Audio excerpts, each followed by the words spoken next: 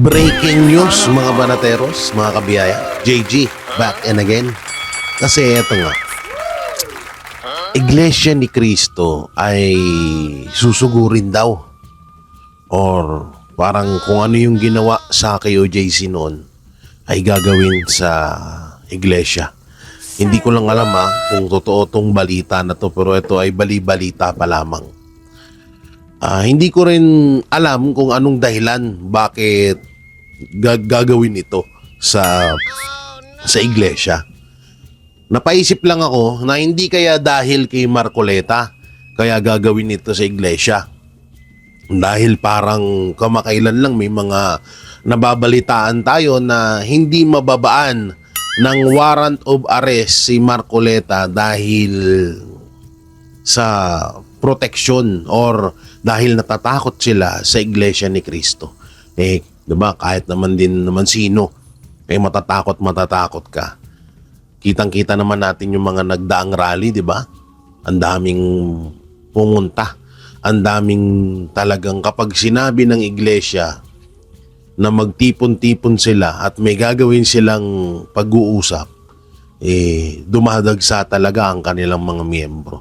At sa totoo nga lang, isa ang Iglesia ni Cristo sa mga relihiyon na maaaring magtuldok or tumuldok sa nangyayaring gusot dito sa ating gobyerno. No? So, baka yan din ang isa sa mga yan din ang isa sa mga dahilan bakit kung totoo man nasusugurin nila ang mga simbahan ng Iglesia ni Cristo. So, alam naman na natin, no?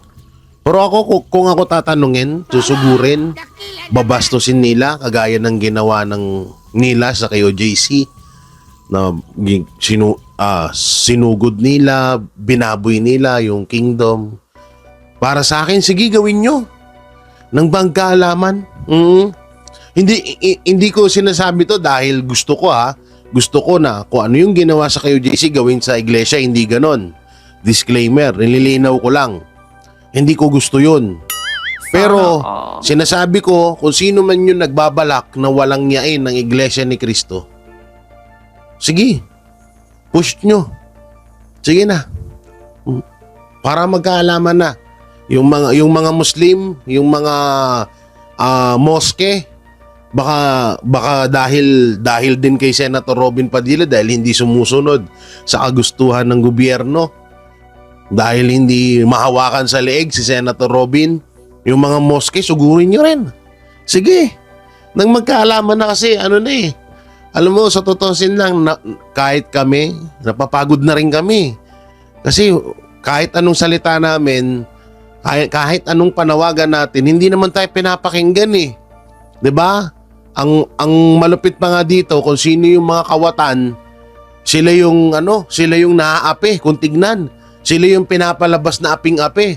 Samantalang tayo na nilalabanan lamang yung mga magnanakaw sa gobyerno, kadalasan tayo pa yung nakakasuhan.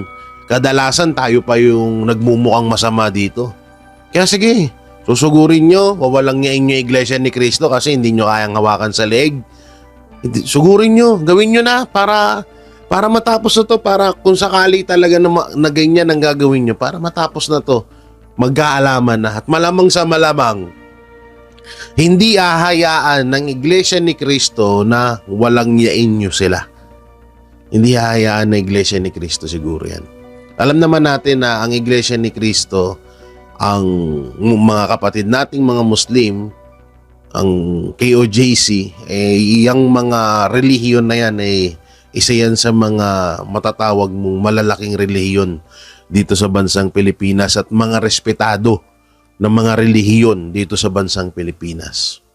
At alam naman din natin na halos yung mga Katoliko ngayon, hindi ko naman nilalahat, kadalasan kumakampi. Tingnan nyo yun. Ilan yung mga paring bayaran dyan na nakatanggap na mali-maletang pera. Kung makikita nyo, puro pare ang mga kasamahan ng mga makakaliwa, ng mga dilawan na sumusuporta sa administrasyon, di ba? So, tatlong relihiyon na lang din talaga ang natin, pag-asa natin. KOJC, Iglesia ni Cristo at mga kapatid nating mga Muslim. Kaya kung wawalang yain man ng administrasyon or kung sino man dahil hindi nila kayang hawakan sa leeg yung tatlong relihiyon na yan, gawin nyo na. Sa totosin, ginawa nyo na nga sa KOJC at may posibilidad na gawin sa iba pang relihiyon. Ako sa inyo, gawin nyo na yan para magkaalaman. Tingnan lang natin kung hanggang saan talaga. Para na rin, para mapukaw na rin yung ng ibang relihiyon na tuldukan na itong nangyayaring gulo sa bansang Pilipinas. Riwang na po ang mga anti-Duterte. Dahil nga naman, hindi na si Cayetano ang Senate President ngayon, kundi si Gatchalian. Pero wag ka. Baka bigla kayong magulat. Baka biglang magsiiyakan kayo. Kasi dito sa nangyayari, may posibilidad na etong si Senator Chis Escudero na humahawak ngayon bilang, kung ano ba tawag doon, presiding officer ata dito sa impeachment trial ni Vice President Sara Duterte. Hindi natin masasabing 100% na bumaliktad talaga yan si Senator Chis Escudero. May posibilidad na kaya niya kinuha to, kaya niya ginagawa to ngayon is para hindi mahawakan ng mga aso ni BBM na mga senador, yung mga aso ni BBM na mga senador dyan, hindi mahawakan itong about sa impeachment. So, napakahalaga din nitong nitong katungkulan ni Senator Chis Escudero. At dati rin kasi, nakita rin natin yan nung in-archive ng Senado, in-archive ng Korte, ang impeachment kay BP Sara. Nung mga una, medyo nagdududa tayo kay Senator Chis Escudero, di ba? At kung ano-ano pa nga pinagsasabi natin yan. Isa na ako dyan eh. Di ba? Nakita natin yung galawan ni Senator Chis Escudero parang talagang tutumbukin, talagang parang yayariin si BP Sara. Pero dahil nagutos ang Korte Suprema na i-archive ang impeachment, sinang-ayunan ni Senator Chis Escudero doon. Kaya nagalit si Ma'am Shitars. Hindi, tsaka doon kasi may kita nyo mga banateros, mga kabiyaya, na talagang tama naman yung ginawa ni Senator Chis Escudero. Kaya nga tinawag na kataas-taasang hukuman ang Korte Suprema, ang Supreme Court, kaya kailangan mo yan sundin. Number one, attorney pa or abogado pa etong si Senator Chis Escudero. So, ngayon, hindi muna tayo magre-react about kay Senator Chis kasi may posibilidad na baka yun nga talaga. Yun ang mangyayari na kaya pumayag na lumipat sa kabila dito sa mga BBM senators, kung tawagin ng iba, is para mahawakan to at para maisalba. Or para, kasi kahit labag sa batas, kapag nahawakan to ng mga tuta, ng mga aso ni BBM, etong impeachment na to, yari talaga si BP Sara Duterte.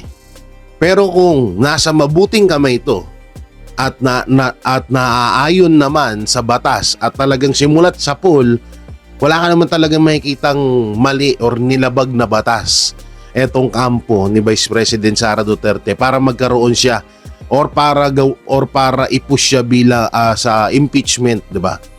Sa totoo mas deserve pa nga ni Marcos Jr. Putay na, ang dami nawawalang pera ngayon. Diba? Hindi na natin isa-isahin yan, ang dami na. Sobrang dami ng kawalangyaan na ginagawa ni Ferdinand Bongbong Marcos ngayon. Putangin ng hype na yan. Diba? So kung sino talaga yung may impeach, siya dapat. Hindi si BP Sara. Obvious naman eh. Diba? Sa Maharlika Funds, PhilHealth, GSIS, SSS. Diba? Lottery, sa marami. Hindi mo na nga halos mapagkasya sa utak mo yung mga kawalangyaan na ginagawa nila dito. Utang pa ng Pilipinas, nasa 8 trillion na ang itinaas, na isinisisikip dating Pangulong Duterte, di ba? So, malay natin, wag muna tayo agad-agad. Kaya ako, nananahimik ako. So, although yung pagbaliktad ni Senator Chis Escudero, hindi ako masyadong naapektuhan dahil umaasa pa rin ako na hindi siya magpapadala sa mga demonyo. Hindi katulad ni Judas Villanueva. Sino ba? O ikaw kasi Kiko Barsaga, yung mga ano mo, yung mga ginagawa mo, oh. Judas is Lord. Kung tayo lang kawawa si Senator Villanueva, no? Eh wala eh. Penele mo yan dong, magtiis ka. Uy, wow! Wow na wow naman. Ping Lacson, ayaw na tinatawag na aso ni Bongbong Marcos Jr. Wow! So, ito si Senator Ping Lacson, ayaw niyang tinatawag na aso. So, aso equals Pinky. Aso plus Pinky equals doggy. Kaya dapat, ano na lang tawag dito, ang itawag natin kay Senator Ping Lacson ay si Doggy. Oo, si Doggy ang itawag na lang natin na wag ng aso, medyo ano nga naman pag Tagalog. Kasi ito sinabi niya, sabi ni Senator Ping Lacson, basahin natin ha. Lacson, hindi tinanggap ang tawag na aso sa kanya ni Cayetano. Ouch! Ayan ha, ayaw tawagin, hindi daw parang nagalit etong si Doggy, Pinky Doggy. Uy, pwede Pinky Doggy dito kay Senator Alan Peter Cayetano kasi nga tinawag siyang aso. Pwera biro, Senator Ping Lacson. Hinayo pa ka. Kung hindi ka ba namang sandamakmak na kupal, pinapamukha mo sa amin ngayon. Anong tingin mo sa amin? Tulongges? Hindi namin alam. Senator Ping Lacson, Senator Pampilo Ping Lacson, sa tingin mo hindi namin alam, hindi namin nakikita. Ikaw mismo nagpapamukha sa amin. Natuta ka ni Marcos Jr. Naaso ka ni Marcos Jr. Tapos ngayon magagalit ka pag tinawag kang aso. O bakit? Sige, sabi, baka mapanood mo, kakabulol-bulol na ako. Baka mapanood mo tong video ko at magtanong ka, anong dahilan ko at para tawagin or sabihan kita na tuta or aso ka or himod puwet ka sa puwet ni Marcos Jr. Bakit? Una-una ito. Hindi ka ganyan noon. Hindi ganyan ang Pampilo Ping Lacson na nakilala namin noon. Hindi ganyan. Isa ka sa mga tumutulig siya, kaya nga binansagang kang matang agile. Ikaw yung tigaungkat sa mga maanumaliyang mga nakawan sa gobyerno noon. 'Di ba? Pero never kitang binoto. Sorry. Never kitang binoto talaga. Pero ang ganda ng mga ginagawa mo noon. Nagulat kami na ngayon bigla kang ganyan. 'Di ba? Hindi pa dumadaan sa hearing. No, hindi mo pa naririnig ang komento or hindi mo pa nababasa, hindi mo pa naririnig yung about sa 18 Marines na may binubulgar sila kung sino yung mga kawatan dito sa bansang Pilipinas. Sinabihan mo agad sila na sinungaling. Marami pa. Senator Ping Lacson, marami kang ginagawa na pinamumukha mo sa amin na tuta, hawak ka sa leeg ni Marcos Jr. Kaya kapag sinasabihan kang aso ka, kaya kung sinabihan ka na aso ni Senator Alan Peter Cayetano, putangin na, huwag kang magalit. Deserve mo yan. Pinapakita mo sa amin eh. Hindi naman kami bulag, hindi naman kami bingi. May mga pandinig, may mata kami. Nakikita namin yun sa'yo. Ha? Kaya huwag ka nang maganyan ngayon, drama-drama na gagalit ka, tinatawag kang aso. Putay na, parehas kayo ni Soto. Parehas kayo ng Gatchalian Black. Lahat kayo. Putang ina nyo lahat. O yan na ha, nilahat ko na kayo. Tangina kasi itong mga to. Baka piling akala mo sila yung aping-api. Ulul, kami ang aping-api dito. Kaming mga ordinaryong mga Pilipino. Tapos kung makaasta kayo yung aping-api. Kayo yung akala nyo kung sino kayo na parang kayo yung nawalan ng parang kayo yung nawalan ng mga pamilya na namatay sa baha, dahil sa gutom, Dahil sa hirap ng bansa ngayon. Parang kayo yung dumanas nun ha. Parang kayo yung ano eh. Victim yarn. Utang yan ang to. High blood mo ko eh. O ngayon, tawagin ka naming Pinky Doggy. Wala kang pakialam dun. Pasahod ka namin eh. Kahit sabihan ka naming aso ka ni BBM, wala ka pa rin pakialam dun. Tanggapin mo yan. Public servant ka eh. Pinasok mo pagiging senador eh. 'Di ba? So, tanggapin mo lahat ng sinasabi sa'yo ng taong bayan. Hindi tanga ang mga tao para sabihan ka nila ng ganyan. Yung mga loyalista, yun ang tanga kasi nasa pangalan nila yun. Loyalistang tanga. Oh, pero kami, ng mga ordinaryong Pilipino at ikaw na senador na hinalal. Hindi ko na sabihin na nagtataka kami ba't ka nanalo. Pero ang punto namin dito, public servant ka, kahit anong sabihin ng taong bayan sa'yo, kahit ako na namura kita ngayon dahil kupal ka naman na talaga, huwag kang magalit. Pasahod ka namin eh. Pangalawa, 'di ba sabi mo para sa bayan kayo? So tanggapin mo kung ano yung opinion ng bayan sa'yo. Ganun yun ha. Pinky Doggy. Aba. Cayetano versus the Tulfo Brothers.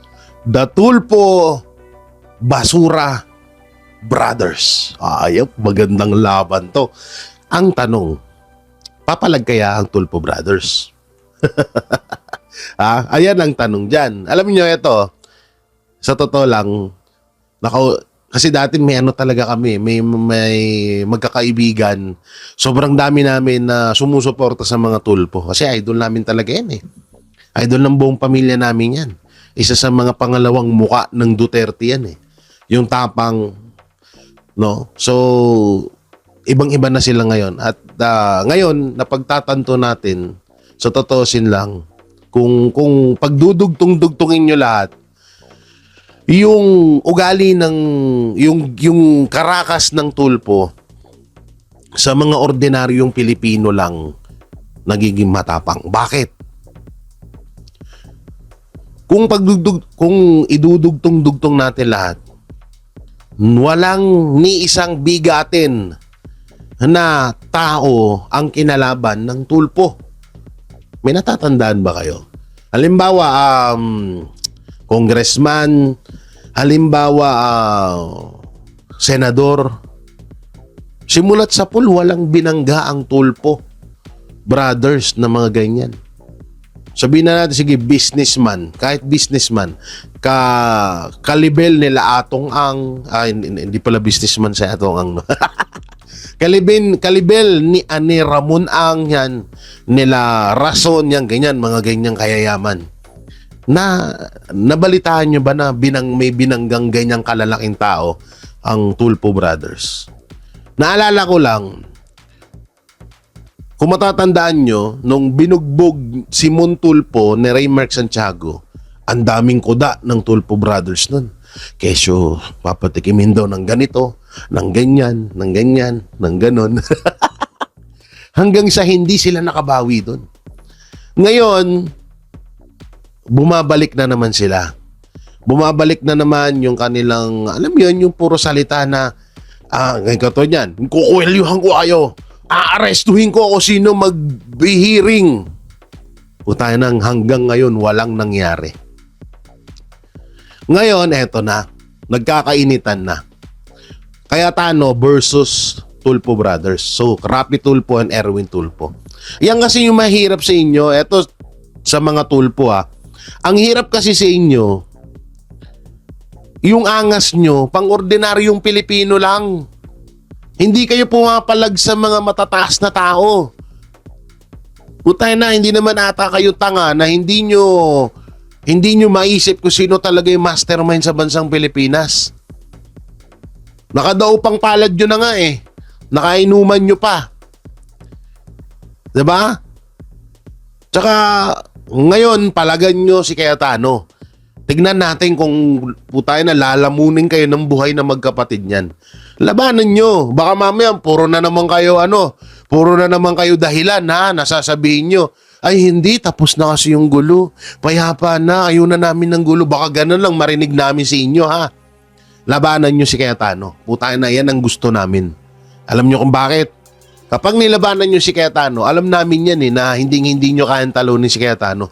Putang na lalamunin kayo ng buhay niya sa debate. Ngayon magdebate kayo, kumasa kayo kung talagang may mga bayag kayo ha. O baka mamaya kasuhan nyo ako kasi nahamon ko kayo. Hindi ko wag ganon. Huwag ganon. Ang punto dito, kung talagang matatapang kayo, lumabang kayo. Hindi yung putangin na matatapang kayo dun sa mga asawa nung kabit, sa mga asawa nung ganito.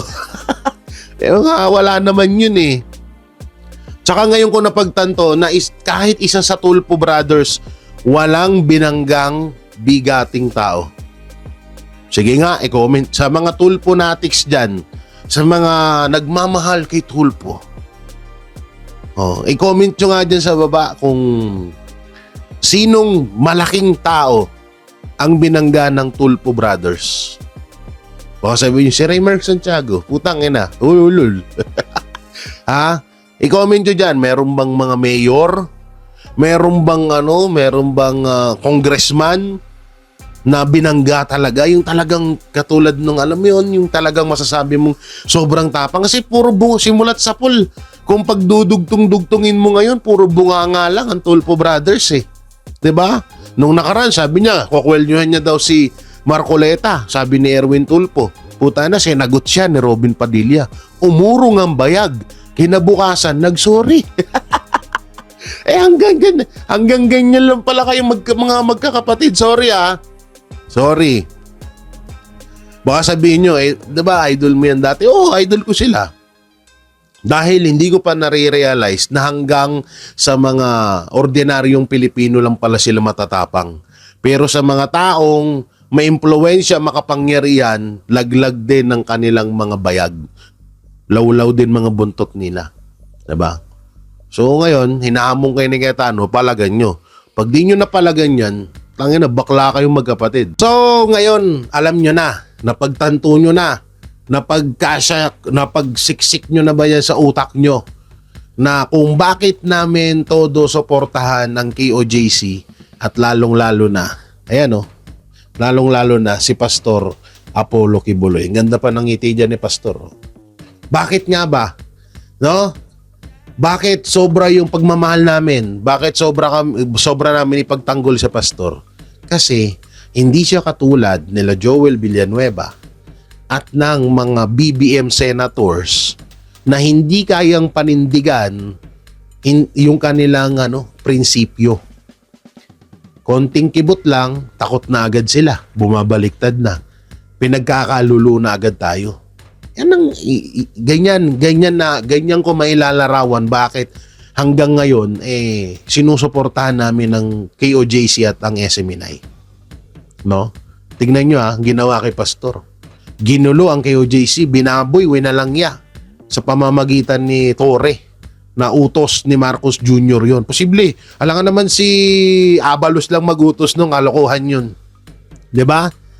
Anong ginawa kay Pastor? Sinampahan ng gawa-gawang mga kaso na hanggang ngayon wala silang maipakitang ebidensya. Sinampahan ng mga kasong matagal ng binasura. 'Di ba? Pero para lang ang napakasimple lang ng gagawin ni Pastor. Sa totoo napakasimple. Bitawan niya ang mga Duterte, suportahan niya kung ano ang kagustuhan ng administrasyong Marcos. 'Yun lang.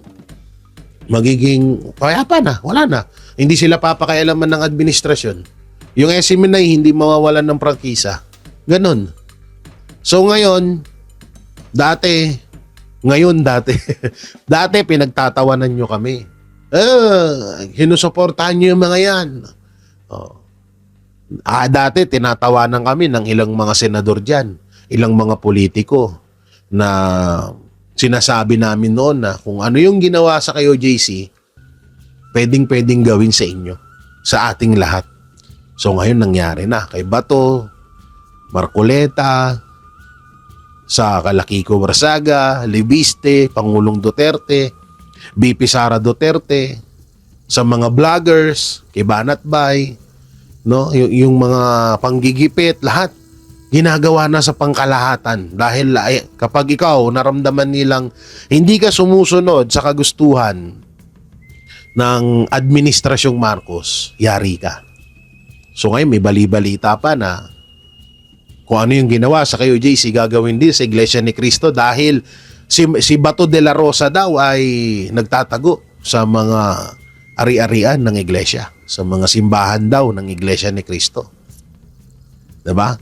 So ngayon, maliwanag na sa inyong lahat na kung bakit hindi namin binibitawan at mas minahal pa namin si Pastor Apollo Kibuloy at ang KOJC is dahil sa ganyan.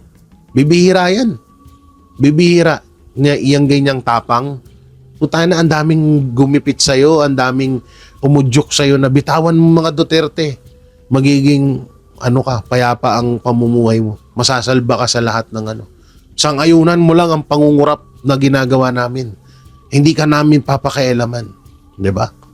Ganun lang kasimple. Baliktad ka lang. Sang-ayunan mo lang yung korupsyon. Manahimik ka lang. Hindi ka lang magsasalita. Simulat sa pool, 'di ba?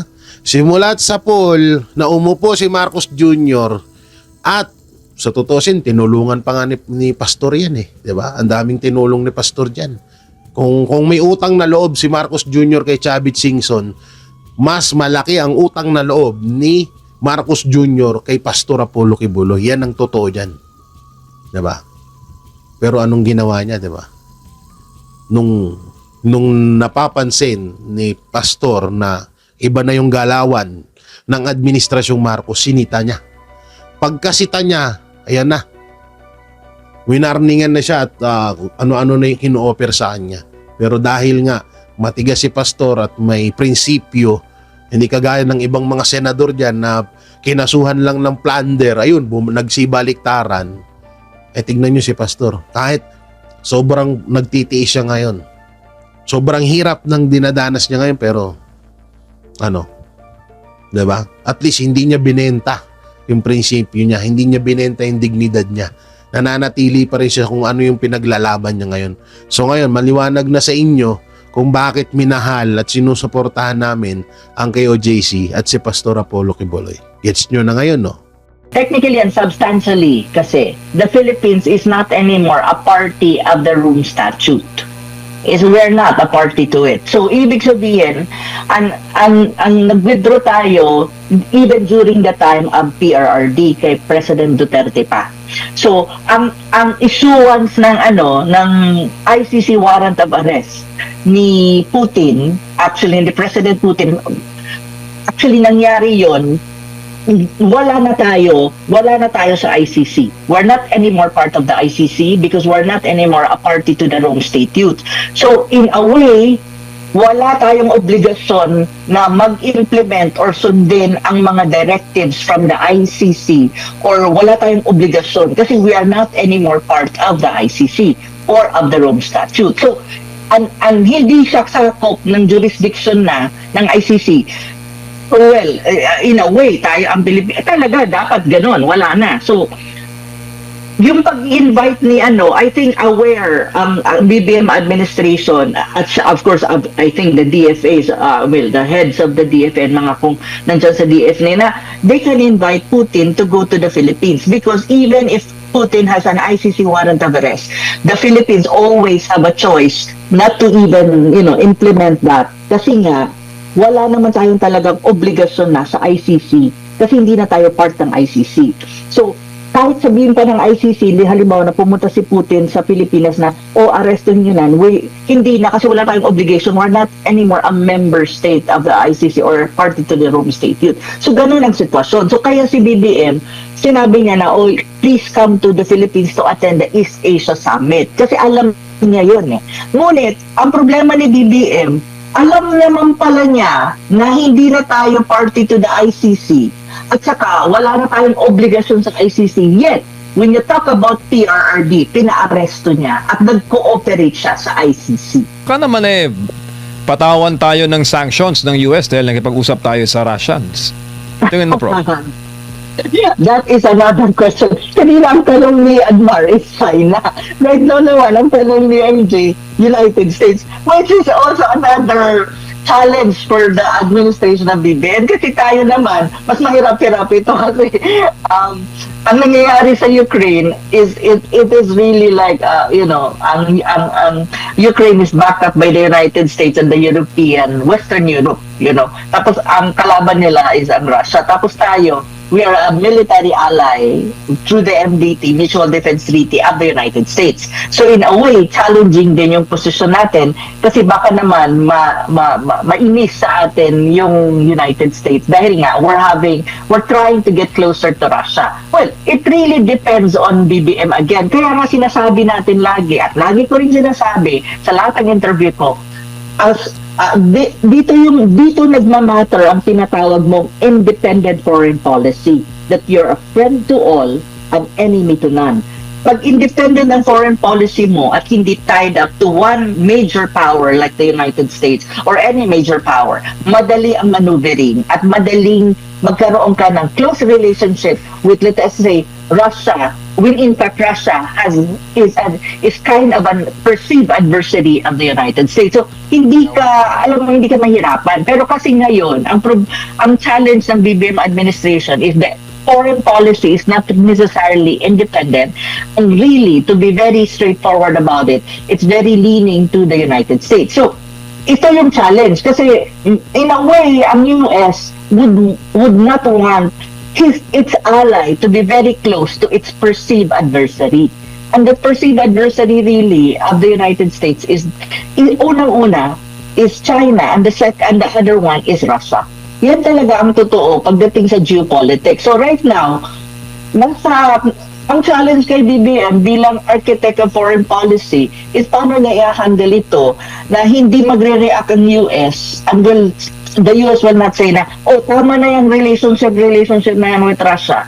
Hindi yan, wag ganyan. Or, kaya nga nagkakaroon tayo ng gitgitan with China is precisely the United States also is influencing our foreign policy and using the South China Sea. So, ang hirap ng sitwasyon na yan, well, it's up to BBM, paano niya i-handle yan at ang administration niya. Pero at the end of the day, yun ang sinasabi ko lagi. The Philippines being a small country, hindi naman tayo mayaman, hindi tayo ganun kalakas as a country, kadami nating problema. Ang best position really for us para ang mga sitwasyon na ganito ay maiwasan mo at makaka-maneuver ka is to have an independent foreign policy, neutral ang position mo, equidistant to all major powers para you can maneuver and you can have closer and deeper relationship with any major powers na kahit sila ay hindi magkakaibigan, basta sila lahat ay kaibigan natin. Dapat ganun talaga ang Pilipinas para hindi ka nahihirapan at hindi ka parang nakakalanganin ang posisyon mo. So, yun yung tingin ko. Opo, ma'am. Meron pong standing arrest warrant, no? Si President Putin sa ICC. Tapos, inimbitahan ni PBBM si Putin by November, pumunta raw ng Pilipinas para dumalo sa isa pong summit bilang the Philippines is the ASEAN chairman. Si former President Duterte nakulong ngayon sa ICC sa ilalim ng termino ni President BBM. Anong basa mo doon, ma'am? Yan ang kailangan awit. Una, technically, the Philippines, not only technically and substantially kasi the Philippines is not anymore a party of the Rome Statute. We're not a party to it. So, ibig sabihin, ang nag-withdraw tayo even during the time of PRRD kay President Duterte pa.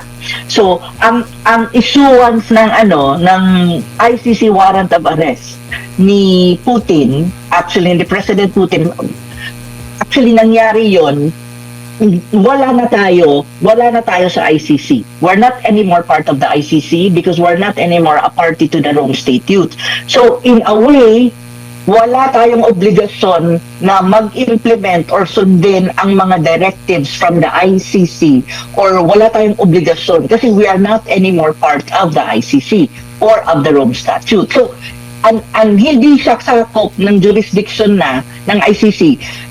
Well, in a way, tayo ang Pilipinas, talaga dapat ganon, wala na. So, yung pag-invite ni I think aware ang BBM administration at of course I think the DFAs the heads of the DFA mga kung nandiyan sa DFA na they can invite Putin to go to the Philippines because even if Putin has an ICC warrant of arrest, the Philippines always have a choice not to even implement that kasi nga wala naman tayong talagang obligasyon na sa ICC kasi hindi na tayo part ng ICC. So kahit sabihin pa ng ICC, halimbawa na pumunta si Putin sa Pilipinas na, arrestin nyo na, hindi na kasi wala tayong obligation, we're not anymore a member state of the ICC or party to the Rome Statute. So, ganun ang sitwasyon. So, kaya si BBM, sinabi niya na, please come to the Philippines to attend the East Asia Summit. Kasi alam niya yun eh. Ngunit, ang problema ni BBM, alam naman pala niya na hindi na tayo party to the ICC. At saka, wala na tayong obligasyon sa ICC. Yet, when you talk about PRRD, pinaaresto niya at nag-cooperate siya sa ICC. That is really the problem. Ito yung problema ni BBM eh. Yun ang tinatawag ng selective na cooperation with the ICC. Kasi dahil adversary niya, dahil political enemy or quote-unquote CPRRD ng current administration, especially ng mga Marcoses on the part of BBM, nag-cooperate siya. And not only that, kasi andyan din si Bato, si Senator Bato, nagko-cooperate din ang gobyerno natin kahit wala na naman tayong obligasyon sa ICC and we are not anymore a member of the ICC pero nagko-cooperate pa rin sila para i-implement ang warrant of arrest ni Senator Bato.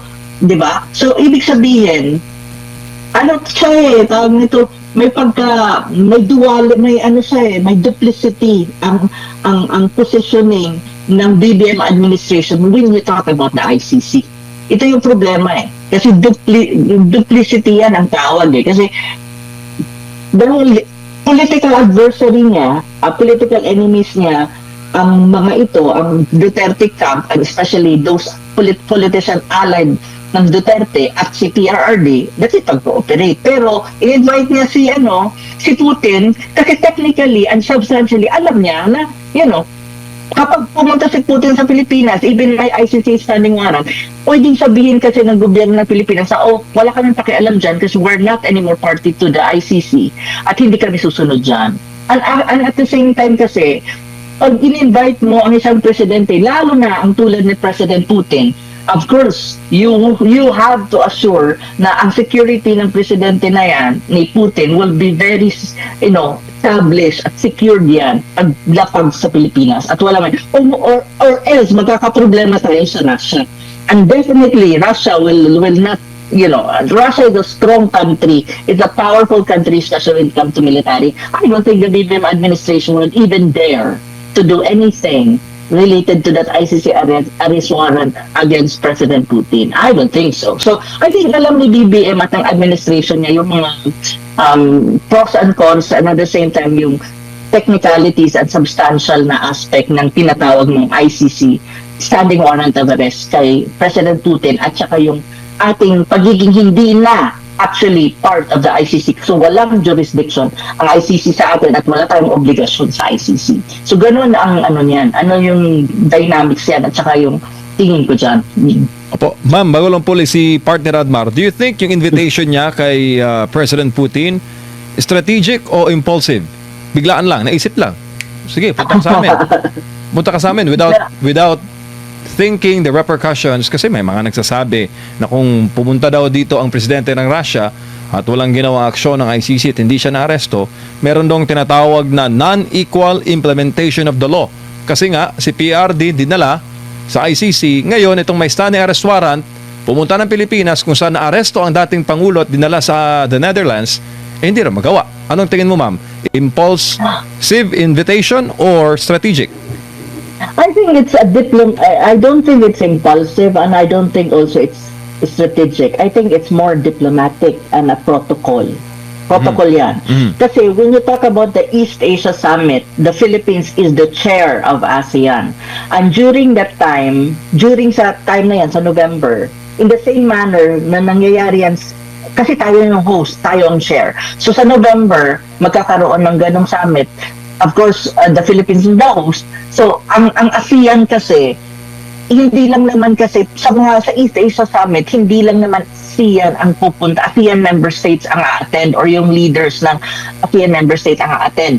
Ang tinatawag ng major partners ng ASEAN, and that includes Russia, is also usually it's a tradition and it's always the case na ini-invite ng host country ng ASEAN na pumunta para sa East Asia Summit, and I think other related summits and meetings. It's really the case. So lagi yan.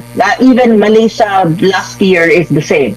So ngayon, it's a protocol, and at the same time, it's a diplomatic gesture of inviting the Russian president to attend the East Asia Summit. Kaya nga very clear, very specific ang sabi ni BBM, diba? East Asia Summit, because really, you need to invite the major partners, and Russia is one. Kasama dyan ang China, the United States, and even other countries na tinatawag nating major powers. So even India, I think if they want to invite, they can. So ganun yun. Pero so hindi ko siya masasabing impulse, kasi definitely si BBM ay briefed ng mga tao niya sa paligid niya, and actually of course I think by the DFA or even by the secretary of the DFA, and I think hindi rin siya strategic in many ways, but I think it's more a diplomatic gesture sa akin. Now, as to the consequences of that invitation, kung mag-a-attend nga ba at pupunta nga ba si President Putin sa Pilipinas sa November, yan ay ating makikita, at yan ang titignan natin kung mayroon nga ba. Kasi, well, I think, ang bola kasi dyan, when you talk about this ICC arrest warrant, it's always on the host country. Like for example, President Putin went to Indonesia. Wala, di ba? Kasi ang Indonesian government before, sinabi lang nila, well, hindi namin ino-honor yung ICC warrant of arrest against President Putin. So, President Putin can fly. Well, it depends on the Philippines at the moment kung anong gagawin ni BBM. Pero, ang mahirap lang kay BBM, when you talk about optics internationally, it's like the international community will question that na okay, hindi ka nagko-cooperate when you talk about President Putin kasi invited guest mo, pero ang sarili mong former president ng bansa mo, pinaaresto mo at nag-cooperate ka sa ICC dahil kalaban mo sa politika. At ngayon, may isa pang senator na ipaparesto mo rin dahil may ICC puno, warrant of arrest na kalaban mo rin sa politika. So, yun ang hindi maganda. Kasi parang na siya yun nga, hindi pantay ang pag-i-implement mo ng cooperation mo with the ICC. May selectivity. And just because domestically kalaban mo si PRRD sa politika, and at the same time si Senator Bato, and probably the next one would be Bongo.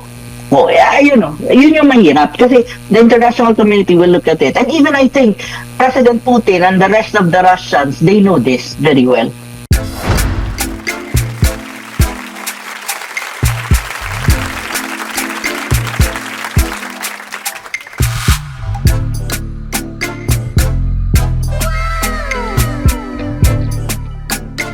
The next performance will start momentarily.